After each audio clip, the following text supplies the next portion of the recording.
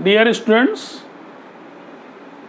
आज का लेक्चर अभी तक जो वीडियोस मैंने डाली हैं फंडामेंटल ऑफ केमिस्ट्रीज़ में, उसमें पर्टिकुलरली बीएससी पार्ट 1 का जो फर्स्ट सेमेस्टर है उसका करीब करीब पूरा कोर्स मैंने प्रयास किया है डालने का, जो मैक्सिमम जो पार्ट कवर करता है ऑर्गेनिक का, और कुछ इनऑर्गेनिक के भी मैंने लेक्चर्स डाले हैं। साथ साथ बीएससी पार्ट 2 के लिए हमने अल्कोहल और फेनॉल और उससे रिलेटेड क्वेश्चंस और कुछ रीअरेंजमेंट मैंने डाले। आज मैं बच्चों की बड़ी डिमांड थी कि सर आप पार्ट 1 पार्ट 2 तो डाल रहे हैं, एग्ज़ाम आ रहा है और थर्ड ईयर का कोई कोर्स आप नहीं डाल रहे हैं। तो मैंने ऐसे पूछ लिया कि भाई तुम लोगों को थर्ड ईयर में क्या चीज़ है जो समझ में कम आ रही है, और मेरे पास भी चूँकि डालूंगा तो मैं सभी बहुत सारी चीज़ें, लेकिन कोई न कोई काम भी आ रहा है बीच बीच में, एकेडमिक है। तो उन लोगों ने कहा कि सर हेट्रोसाइक्लिक्स में हेट्रोसाइकिल्स के कुछ रीजनिंग क्वेश्चन हमें आप, और स्पेक्ट्रोस्कोपी के कुछ क्वेश्चंस हमें ज़रूर आप समझाएं और बता भी दें। तो मैंने कहा चलो ठीक है, टुडे आई स्टार्ट। तो हेट्रोसाइक्लिक कंपाउंड्स मैंने लिया है आपके लिए कि हेट्रोसाइक्लिक कंपाउंड होता क्या है पहले आप जानिए, है ना। कि हेट्रोसाइक्लिक कंपाउंड्स ये एरोमेटिक भी हो सकते हैं और नॉन एरोमेटिक हो सकते हैं, दोनों तरह के हो सकते हैं। एरोमेटिसिटी की जो डिफिनीशन है वो तो हर जगह लागू होगी कि एरोमेटिसिटी की एरोमेटिक कंपाउंड है तो साइक्लिक है और उसमें पाई इलेक्ट्रॉनों की संख्या हाकेल्स रूल को फॉलो कर रही है, प्लेनर है, बहुत सारी चीज़। बट हियर कि हेट्रोसाइक्लिक कंपाउंड्स क्या है, जैसे बेंजीन है तो वो साइक्लिक कंपाउंड है, साइक्लोहेक्सेन साइक्लो कंपाउंड है। लेकिन हेट्रोसाइक्लिक कंपाउंड एक अलग तरह का कंपाउंड है जिसमें रिंग के अंदर एक हेट्रोएटम, हेट्रोएटम मीन्स कि जो कार्बन के अतिरिक्त है। कार्बन अगर यहाँ पे है, जैसे 3 मेंबर्ड रिंग है या बंद है, तो कार्बन है तब वो हेट्रोसाइक्लिक नहीं है, तब तो ठीक है साइक्लोप्रोपेन है वो, है ना। जैसे साइक्लोप्रोपेन आप देख रहे हैं कि जैसे अगर यहाँ पे कोई हेट्रो एटम नहीं है और आपने ऐसे कर दिया तो ये साइक्लोप्रोपेन है, दिस इज साइक्लोप्रोपेन। इसी तरह से साइक्लोब्यूटेन, साइक्लोहेक्सेन, इस तरह के आपको तमाम कंपाउंड आपने पढ़ा है। लेकिन हेट्रोसाइक्लिक कंपाउंड फिर क्या है? हेट्रोसाइक्लिक कंपाउंड की जो डिफिनीशन है कि हेट्रोसाइक्लिक कंपाउंड उसको कहेंगे जिसमें रिंग के अंदर, इसको क्लियर आप समझिए, रिंग के बाहर नहीं। रिंग के बाहर तो इनलीन में N है, फेनॉल में रिंग के ऊपर O है, लेकिन रिंग के बाहर नहीं, रिंग के अंदर अगर कोई हेट्रो एटम है एक्सेप्ट देन कार्बन है, वो नाइट्रोजन है, ऑक्सीजन है, सल्फर है, कोई और है, तब इस तरह के कंपाउंड्स को हम क्या कहते हैं? Heterocyclic compound. एक अलग तरह का, अलग क्लास का कंपाउंड है। और रिसर्च में भी आप देखेंगे कि हेट्रोसाइक्लिक केमिस्ट्री और हेट्रोसाइक्लिक कंपाउंड्स पे दुनिया भर के रिसर्च पहले से ही होते रहे। तो हेट्रोसाइक्लिक कंपाउंड्स में जैसे ये 3 मेंबर्ड है, नाइट्रोजन यहाँ पे है, इसको एजिरिडीन कहते हैं। ये 5 मेंबर्ड है जो आपके कोर्स में है, वो क्या है? पाइरॉल इसको कहते हैं। इसको क्या कहते हैं? पिरिडीन कहते हैं। वैलेंसी तो ठीक है, फुलफिल कर रही है कि नाइट्रोजन वैलेंसी 3 होती है, 1 2 3, यहाँ पर भी 1 2 3, है ना। तो जो आपके पास क्या बोलते हैं, पिरिडीन है कि 1 2 और 3 आपकी वैलेंसी है, तो बाहर में 5 इलेक्ट्रॉन है तो 2 इलेक्ट्रॉन यहाँ पे आपको दिखाई दे रहे हैं। इसी तरह से अगर यहाँ पे 5 मेंबर्ड रिंग में O है तो इसको हम फ्यूरान कहते हैं, है ना। यहाँ से अगर इसको हटा देंगे तो टेट्रा हाइड्रोफ्यूरान हो जाएगा। अगर हाइड्रोजन हम यहाँ पे जोड़ दें, कहने का मतलब डबल बॉन्ड हट जाए, तो टेट्रा हाइड्रोफ्यूरान हो जाएगा।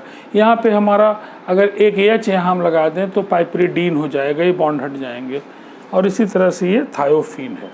तो it is a lot of compounds in heterocyclic chemistry are there, and this is a new branch of chemistry, organic chemistry में आप कह सकते हैं, जिसको हम हेट्रोसाइक्लिक केमिस्ट्री कह के पढ़ते हैं। तो आपके थर्ड ईयर के कोर्स में हेट्रोसाइक्लिक कंपाउंड्स है जिसमें आपको पाइरॉल पढ़ना है, पिरिडीन पढ़ना है, फ्यूरान, थायोफीन है, और इंडोल है, आइसोइंडोल है, इस तरह के बहुत सारे कंपाउंड्स हैं। तो ठीक है, हम लोग कोशिश करेंगे कि हम सिंथेसिस पार्ट में जनरली इंटरेस्टेड यहाँ नहीं है, क्योंकि सिंथेसिस जो है वो इज़ वेरी इजी, बुक में भी दी है और मैं आपको बता भी सकता हूँ। लेकिन रीजनिंग क्वेश्चन जिसको आप समझने के लिए फंडामेंटल आपको चाहिए, पहला प्रयास वही होगा कि रीजनिंग क्वेश्चन आपको ज़रूर से आए। तो मैं वन बाय वन आपको धीरे धीरे सिंथेसिस की तरफ न ले जाके कि पायरॉल की और पिरिडीन की सिंथेसिस क्या है ये मैं नहीं बता रहा हूँ। हाँ, इनकी कुछ प्रॉपर्टी की मैं चर्चा आपसे करूँगा। एक तो पायरॉल और पिरिडीन की बेसिसिटी और उनका जो कंपैरिजन है वो आता है, वो आएगा। और दूसरा कि इलेक्ट्रोफिलिक सब्स्टिट्यूशन रिएक्शंस में आप देखेंगे कि पायरॉल भी देता है, पिरिडीन भी देता है, बाकी हेटेरोसाइक्लिक कंपाउंड्स में भी आप पाएंगे। और उसमें आप देखेंगे कि जो इलेक्ट्रोफिलिक सब्स्टिट्यूशन पायरॉल के हो रहे हैं वो सब के सब 2 पोजीशन पे जा रहे हैं, और पिरिडीन के हैं तो 3 पोजीशन पे जा रहे हैं। 2 और 3 का मतलब यहाँ क्या है आप जान लीजिए कि नंबरिंग सिस्टम यहाँ पे कैसे है। यहाँ पे जो हेट्रो एटम आपका है वो आपका नंबर 1 पे आता है, ये रूल है। ये हम लोग इसको, जैसे ये है हमारा पायरॉल, तो ये हमारा 1 है और ये 2 पोजीशन है। 1 इधर कहेंगे तो ये 2 है, ये 3। तो इसी तरह से जो पिरिडीन है, तो पिरिडीन में हमारे, जैसे ये है पिरिडीन है, तो पिरिडीन में हम लोग रिजोनेंस के कारण जैसे ऐसे कह लिए, तो दिस इज़ 1 है, 2 है और ये 3 है। तो जितने भी इलेक्ट्रोफिलिक सब्स्टिट्यूशन है, नाइट्रेशन है और सल्फोनेशन है, तमाम जो आप पढ़ के आए हैं, क्लोरिनेशन है, ब्रोमिनेशन है, जो इलेक्ट्रोफिलिक सब्स्टिट्यूशन रिएक्शन आपने बेंजीन और उसके डेरिवेटिव्स में पढ़ा है वो यहाँ पर भी आपको पढ़ने को मिलेगा। तो इसमें ये भी एक क्वेश्चन इंपॉर्टेंट कि सारे जो इलेक्ट्रोफिलिक सब्स्टिट्यूशन है वो पायरॉल के केस में ये डबल बॉन्ड नहीं है, 1 है यहाँ पे, तो हम अलग से लिख दें, कंफ्यूज आप हो रहे हैं, दिस इज़ 1। तो यहाँ सारे के सारे जो है वो 2 पे जाते हैं, यहाँ पे सारे जो इलेक्ट्रोफिलिक सब्स्टिट्यूशन वो क्यों यहाँ जाते हैं, तो ये सब हम लोग 1 बाय 1 आगे चल के पढ़ेंगे। और आज हम आपको एक क्वेश्चन डिस्कस कर रहे हैं और एग्ज़ाम की दृष्टि से वो इम्पॉर्टेंट है कि पायरॉल और पिरिडीन बोथ आर बेसेस, है ना। ये दोनों ही एसिड के साथ जो साल्ट बनाते हैं, पायरॉल भी बनाता है आपका पायरॉल, दिस इज पायरॉल,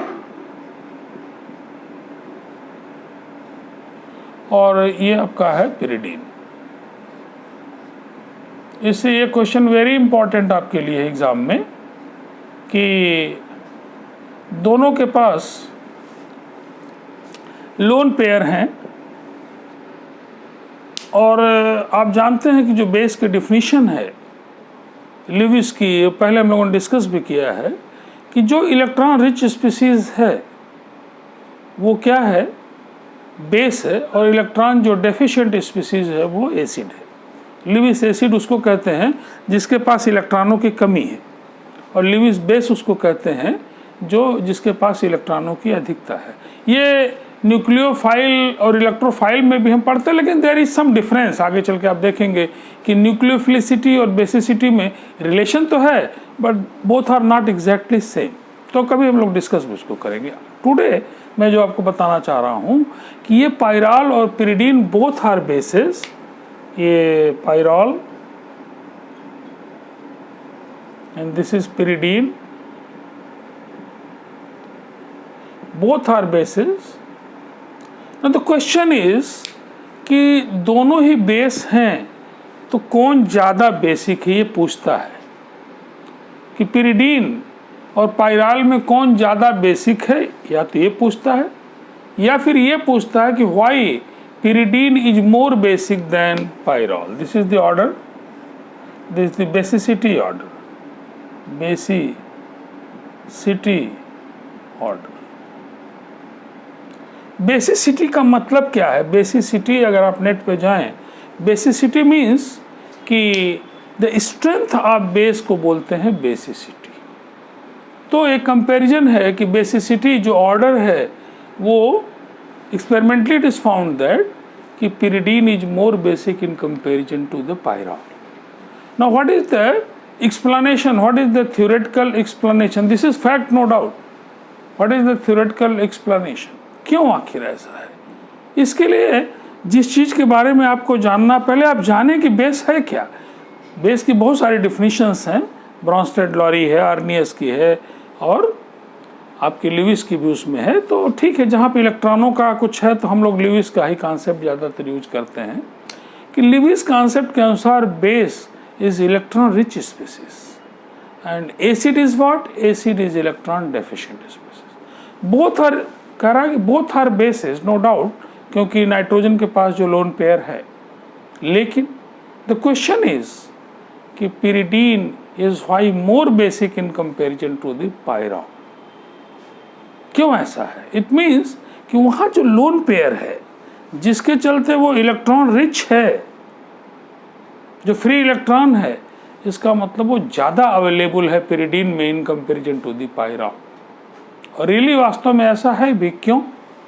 क्योंकि pyrrole and pyridine both are aromatic compounds, both gives the aromatic electrophilic substitution reaction. A number of tests shows they are aromatic. और अगर आप पीटर साइज में देखें कि एरोमेटिसिटी की डिफिनीशन में क्या है, तो उसमें आपको दिखाई पड़ेगा कि अगर एनएमआर भी आपको एक टेस्ट देता है कि अगर 7 के अराउंड में आपका जो डेल्टा प्रोटॉन एनएमआर का आ रहा है, तो this is also one of the criteria कि वो आपका क्या है, बेस है। Now here both are base and both are aromatic. It is proved by several facts. But how this is aromatic? The pi electrons is only 4, 4 केवल pi electron है। और आपको पता कि हकल्स रूल में रिंग के अंदर या तो 2 पाई इलेक्ट्रॉन हो, या तो 6 पाई इलेक्ट्रॉन हो, या तो 10 पाई इलेक्ट्रॉन हो, या 14 पाई इलेक्ट्रॉन हो। ये आपने पढ़ रखा है। 4n+2 को फॉलो कर रहा है रिंग के अंदर। नाउ हियर देखने में how many pi electron? The 4 pi electrons. 2 pi bond है, एक बॉन्ड बराबर 2 इलेक्ट्रॉन, तो 2 पाई बॉन्ड बराबर कितना? 4 electron. But it is fact, it is proved the pyrrole is aromatic. Then this aromaticity comes from where? कहाँ से aromaticity आ रही है? ये एरोमेटिसिटी में ये जो नाइट्रोजन का लोन पेयर है, ये क्या कर रहा है? कंट्रीब्यूट कर रहा है, भाग ले रहा है। जबकि यहाँ पे उस दृष्टि से अगर हम देखें कि एरोमेटिक pyridine है जिसमें कि ऑलरेडी 6 पाई इलेक्ट्रॉन है, 6 पाई इलेक्ट्रॉन ऑलरेडी हैं। तो कहीं ऑलरेडी हैं और कहीं वो लोन पेयर भाग लेके तब पूरा कर रहा है। तो लोन पेयर की अवेलेबिलिटी कहाँ ज़्यादा है? यहाँ ज़्यादा है उस पॉइंट से, या फिर यहाँ ज़्यादा है? यहाँ पे लोन पेयर जो है वो एरोमेटिक कैरेक्टर में भाग ले रहा है, क्योंकि अगर एरोमेटिक कैरेक्टर में भाग नहीं लेगा तो 6 इलेक्ट्रॉन होगा ही नहीं। इट मीन्स कि in comparison to the pyridine, pyrrole में the lone pair of electron, free electron of nitrogen is not as free as in pyridine। pyridine में लोन पेयर जितना अवेलेबल है, जितना फ्री है, उतना फ्री इस पायरॉल में नहीं। आई think it is clear. And base is electron rich species. अगर आपसे कोई कहता है कि मुझे 100 रुपये चाहिए और आपके पास एक्स्ट्रा मनी है और आप कहते हैं कि ले जाइए 100 रुपये, उसकी नज़र में यू आर रिच। लेकिन अगर आप कहते हैं कि 100 रुपये मेरे पास मैं दे तो सकता हूँ, आए बाएँ करने लगे, दे तो सकता हूँ, लेकिन क्या बताऊँ, मेरा ये 100 रुपया जो है ये एक आदमी की बीमारी में लगा हुआ है या कहीं पे इंगेज्ड है, वो मिल जाता है तो फिर मैं देता हूँ। तो दोनों के फिर रिचनेस में आपको अंतर नज़र आएगा। Now here the same thing is here. The lone pair is not as available for donation as for here. Why? Because of in pyridine already 6 pi electrons are there, which is a necessary condition for what? Aromaticity. यहाँ पे 6 electron already मौजूद हैं, 3 pi bond है, already 6 electron मौजूद हैं जो aromatic character को show कर रहे हैं। लेकिन यहाँ लोन पेयर जब भाग लेगा तब सेक्सटेट का निर्माण कर रहा है, तब जाके एरोमेटिक ये हो पा रहा है। तो it is very clear on the point of this aromaticity कि pyridine में लोन पेयर जो है वो ज़्यादा फ्री है in comparison to the pyrrole. So that is the reason कि pyridine ज़्यादा बेसिक है और पायरॉल क्या है, कम बेसिक है। So now this question is clear और एग्जाम में आता है तो you are able to give the answer कि pyridine क्यों ज़्यादा बेसिक है। क्योंकि सर आप लिख सकते हैं हिंदी में, हिंदी इंग्लिश मिला के आप लिखते हैं कि pyridine में ऑलरेडी 6 पाई इलेक्ट्रॉन हैं, इसलिए खुद ही एरोमेटिक शो कर रहा है। एरोमेटिसिटी में इसके लोन पेयर को भाग लेने की आवश्यकता नहीं है, जबकि पायरॉल में 4 पाई इलेक्ट्रॉन दिखाई पड़ रहे हैं और जो लोन पेयर है ये एरोमेटिक करैक्टर में भाग लेता है। जबकि experimentally it is prove that ये तय है कि दोनों एरोमेटिक हैं। ऐसे में नाइट्रोजन का जो लोन पेयर है पायरॉल में उतना अवेलेबल नहीं है, उतना फ्री नहीं है जितना कि pyridine में है। और यही रीजन है कि pyridine ज़्यादा बेसिक है और पायरॉल की उसकी तुलना में क्या है, कम बेसिक है। So I think it is very clear. दूसरा क्वेश्चन इसी बेसिसिटी से वो पूछता है कि pyridine के साथ साथ आप देखेंगे कि दूसरा क्वेश्चन pyridine के साथ पाइपरिडीन के बारे में पूछता है। क्वेश्चन है कि pyridine और पाइपरिडीन में, दिस इज द pyridine, ऐसे लिखा तब भी और रेजोनेंस कारण अगर रिंग हो तब भी, आप डोंट कंफ्यूज कि जो pyridine है, this is pyridine,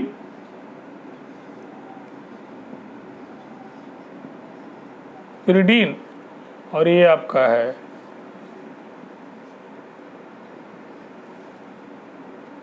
पाइपरिडीन,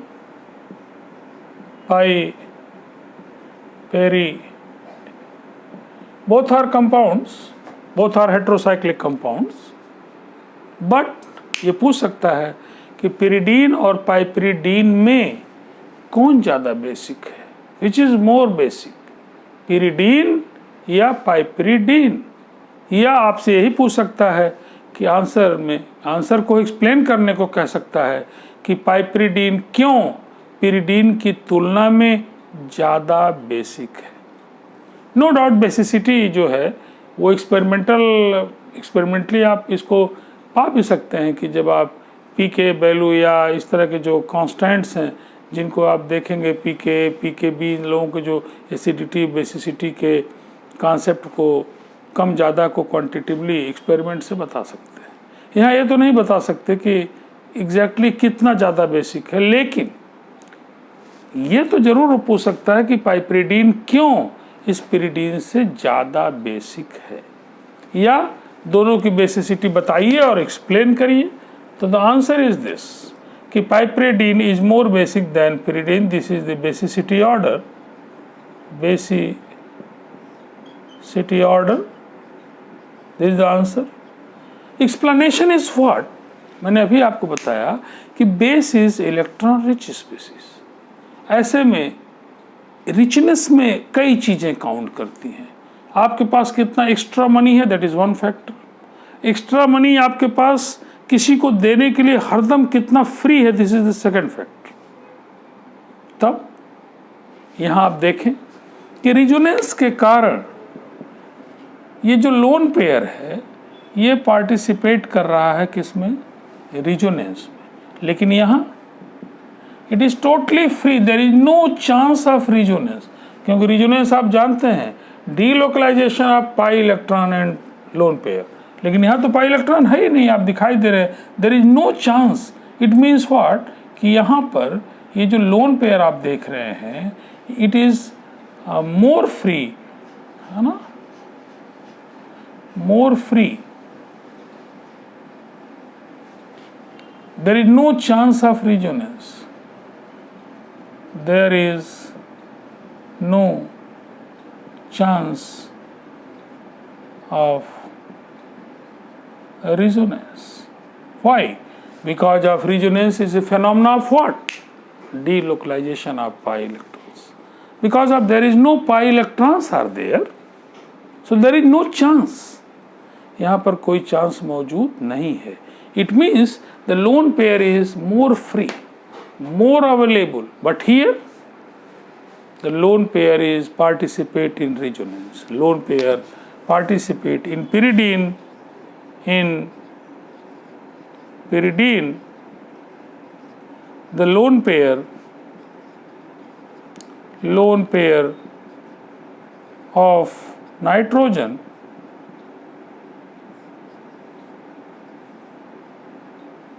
participate in resonance,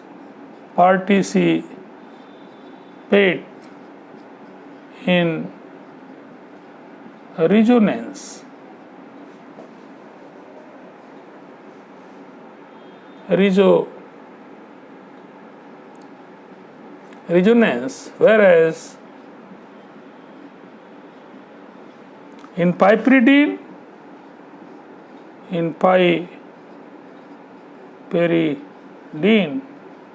no chance of resonance,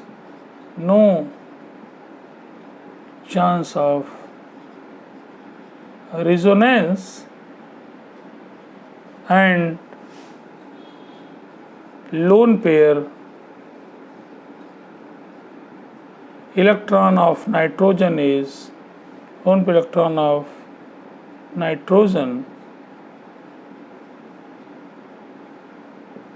totally free,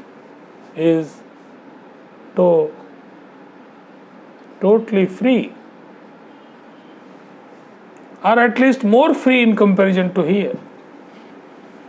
तो इसीलिए बिकॉज ऑफ दिस फैक्ट कि pyridine में लोन पेयर रिजोनेंस में पार्टिसिपेट कर रहा है, इसलिए इसकी अवेलेबिलिटी, इसकी फ्रीनेस उतनी नहीं है जितनी यहाँ है, क्योंकि यहाँ पर लोन पेयर पूरी तरह फ्री है, कहीं पार्टिसिपेट नहीं कर रहा है, तब इसकी बेसिसिटी क्या होगी, ज़्यादा होगी, क्योंकि ये ज़्यादा अवेलेबल है.